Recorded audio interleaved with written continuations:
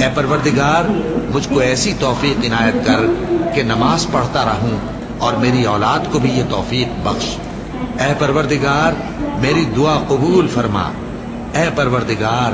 حساب کتاب کے دن میری اور میرے ماں باپ کی اور مومنوں کی مغفرت کیجو۔ اور مومنوں یہ نہ سمجھنا کہ یہ ظالم جو کام کر رہے ہیں اللہ ان سے بے خبر ہے، وہ ان کو اس دن تک مہلت دے رہا ہے جبکہ دہشت کے سبب آنکھیں پھٹی کی پھٹی رہ جائیں گی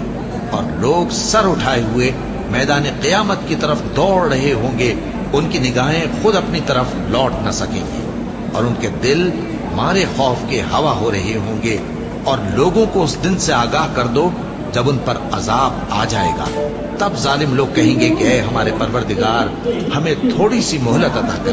تاکہ ہم تیری دعوت توحید قبول کریں اور تیرے پیغمبروں کے پیچھے چلیں۔ تو جواب ملے گا کیا تم